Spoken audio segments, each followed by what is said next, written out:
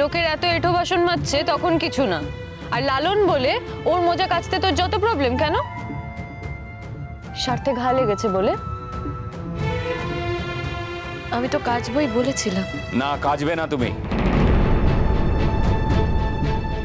আর আমাদের কথার দামও তোকে দিতে হবে ফুলঝুরি। আমরা যখন বলছি তুই কাচবি না, তার মানে তুই কিন্তু কাচবি না।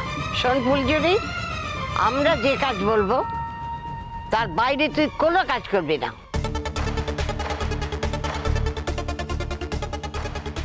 এই কাজগুলোর কথা কিন্তু কোথাও লেখা নেই। এই কাজটা না করলে কেউ যদি তোকে ছাড়িয়ে দেওয়ার কথা বলে, তাহলে তুই আমার সঙ্গে তাকে কথা বলতে বলবি। আর লালন এত বড় গায়ক হয়ে যায়নি যে নিজের মোজা সে নিজে কাচতে পারবে না। মোজা কাচার যদি সত্যি কোনো দরকার থাকে, তার জন্য লোক রাখুক। সেই লোকটা কিন্তু ফুলঝুরি নয়।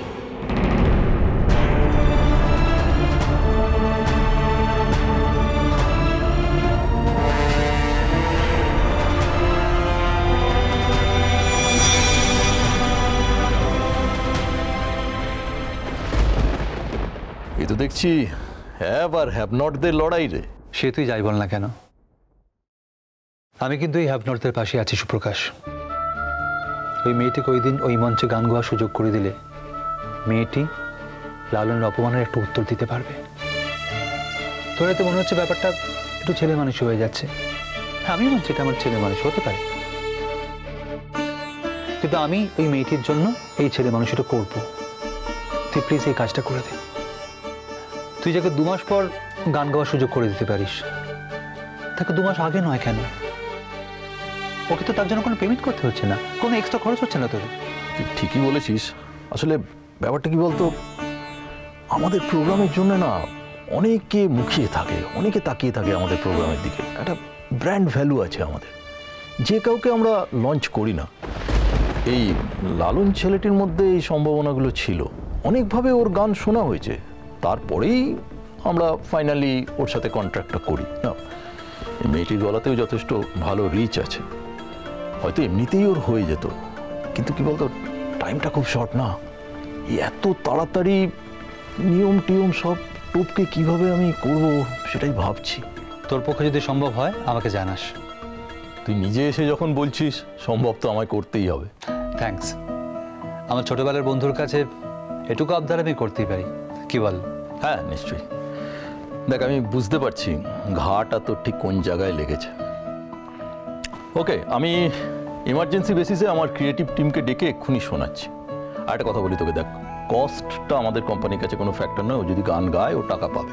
না না সেটা না, আমি আসলে বললাম এই কারণে যে এটা তো তোদের প্ল্যানের মধ্যে ছিল না। আমি দুম করে রিকোয়েস্ট করলাম তোকে এসে, ওকে নিয়ে এখন তোদের প্রমোশন করার সময় নেই। তাই বলছি আমি চাই ও ও শুধু গানটা গাক, স্টেজে উঠুক, দ্যাটস অল, আর কিছু করতে হবে না। আমি দেখছি আমি কতটা কি করতে পারি, আমার বেস্ট এফোর্ট দেবো। তবে একটা কথা বলি তোকে, যদি এই দিন ওকে আমি সুযোগ দিতে পারি আর ও যদি ভালো পারফর্ম করে, তাহলে ইন ফিউচার কিন্তু ওকে নিয়ে আমরা কাজ করবোই, ঠিক আছে? ব্যাস, তোকে আর কিচ্ছু বলার নেই আমার। আজ তাহলে আসি। হ্যাঁ আচ্ছা, প্রোগ্রামের দিন আসছিস তো?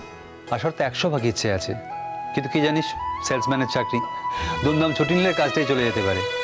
তবে মেয়েটা সত্যি গানটা গাইলে আমার আসার ইচ্ছে আছে, দেখি কি হয়। আমি জানাচ্ছি তোকে, বিকেলের মধ্যেই জানাচ্ছি। ওকে, থ্যাঙ্কস সুপ্রকাশ, থ্যাঙ্কস আ লট। আসছি। আচ্ছা তোকে তো কিছু অফারই করা হলো না, একটু চা খা। না না এখন আর খাস না, আমি কাজেই বেরিয়েছি, যাওয়ার আগে তোর সঙ্গে দেখা করে গেলাম। আসছি রে, দেখা হবে। Take care. চড়ুই, হ্যাঁ এসো না। ডেকেছিলে আমাকে? হ্যাঁ ডেকেছিলাম তো, এখন তো আমাদের অনেক কাজ বুঝলে। আর দাদাভাই তো নিজেই গাড়িটা নিয়ে চলে গেল। শোনো, আমি দাদাভাইকে পরিষ্কার করে বলে দিয়েছি যে ও যেন আর তোমাকে গাড়ি চালানোর কথা না বলে, বুঝলে? আর তো কদিন পর আমাদের বিয়ে। দেখো এই কাজটা যদি চলে যায় তাহলে আমাকে অন্য কোথাও কাজ খুঁজতে হবে। আমি তো এই টাকাটা বাড়িতে দিই।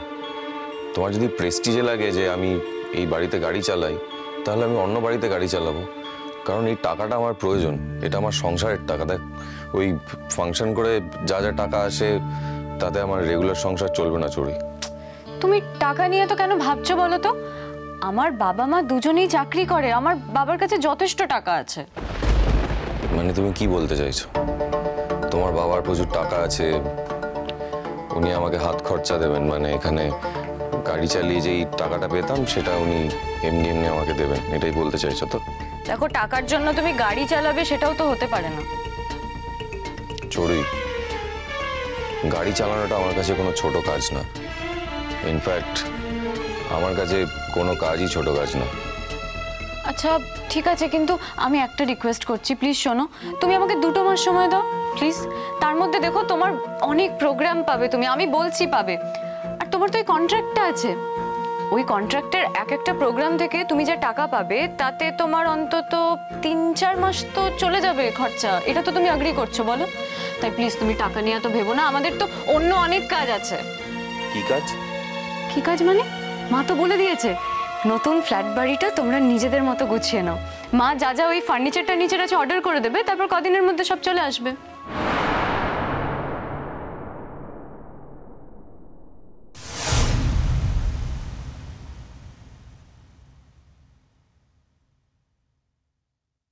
চড়ুই দিদি, আমি কি পরে আসবো?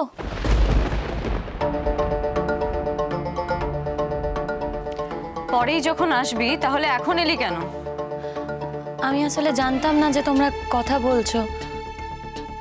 কেন, ঘর মুছুক না, অসুবিধে কি আছে? চলো আমরা খাটে বসি, চলো। ও বলছি, আমার তোমার সাথে আরো অনেক আলোচনা আছে বুঝলে। ওই নতুন ফ্ল্যাটটা কিভাবে গুছাবো সেটা আজকেই ডিসাইড করবো বুঝলে। আর তোমার তো সামনে অনেক প্রোগ্রাম বলো, তাই জন্যই তোমাকে ডেকেছি। কিরে, তুই কোথায় ছিলি? আমাকে বলছো? তাছাড়া আর কাকে বলছি বলে মনে হচ্ছে তোর? আমি তো নিচে ছিলাম চড়ুই দিদি। দেখ, আমার ঘর মানে দোতলার ঘরে যদি কেউ আসে তাহলে সে নিচ দিয়ে উঠে আসে, সিঁড়ি দিয়ে। উড়ে উড়ে নিশ্চয়ই আমার ঘরে পৌঁছে যায় না। তাই এই যে বললি তুই দেখতে পাসনি ওকে, সত্যি করে বল তো, দেখতে পেয়েছিস তাই জন্যই কি এলি? আমি সত্যি দেখতে পাইনি চড়ুই দিদি। আমি আসলে কলতলায় ছিলাম, নিচে ঘর মুছছিলাম তো, তাই জলটা পাল্টাতে গিয়েছিলাম। যদি সত্যি দেখতে পেতাম তাহলে আমি উপরে আসতাম না গো। আর আমি তো বললাম যে আমি পরে এসে ঘর মুছে দিয়ে যাচ্ছি। এত ন্যাকামো করিস না তো প্লিজ। বালতি নিয়ে যখন এসেছিস তখন মুছে যা। ছাড়ো না এসব কথা, একটা কাজের কথা বলছিলাম, তার মাঝখানে অবান্তর কথাবার্তা বলছো, আমি বুঝতে পারি না এগুলো। সরি লালন, প্লিজ রাগ করো না। বলছি তো, কি বলছিলাম, হ্যাঁ ওই আমরা তো ওই নতুন ফ্ল্যাটে যাব, ওখানে গিয়েই তো থাকবো। আর বাড়ির রঙও শুরু হয়ে যাবে কদিনের মধ্যে। তুমি প্লিজ একটু বলবে আমাদের ঘরে কি রং হবে, মানে ড্রয়িং রুমে কি রং হবে, আর বেডরুমে কি রং হবে, বাকি ঘরগুলোতেও কি রং হবে। 3 বেডরুম ফ্ল্যাট বুঝলে, আমার মনে হয় আমাদের দুজনের জন্য যথেষ্ট বড়। বলছি তোমার কাছে ক্যাটালগটা আছে না? হ্যাঁ আছে তো। আরে দাও না, রংটা চুজ করি। বেডরুমের কালারটা একটু অন্যরকম করতে হবে। এই নাও। আমি কি ভাবছি বলো তো, বেডরুমে না কোনো সফট টাইপ কালার করব, মানে ওই পিচ বা বেবি পিঙ্ক, আমি তাই ভাবছিলাম। দাঁড়াও না, দেখছি, দাঁড়াও।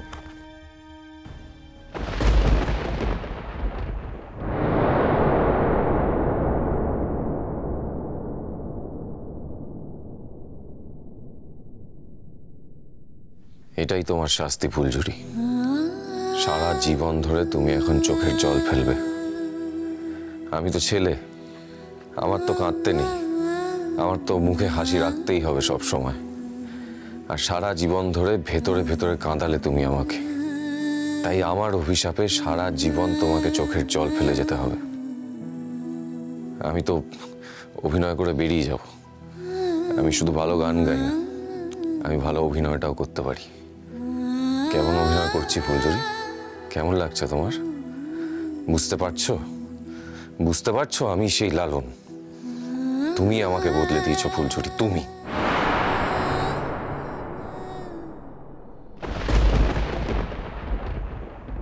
বলছিলাম যে তুই আমাদের বাড়ি পরিষ্কার টরিষ্কার করে দিতে পারবি? হ্যাঁ, তোমরা বললে করে দেবো। তা কাজ বলতে, হ্যাঁ গো, কি কি কাজ বলবো ওকে? কি আবার কাজ করবে? ওই বাসন মাজবে, ঘর মুছবে, যাতে এক্সপার্ট হোক।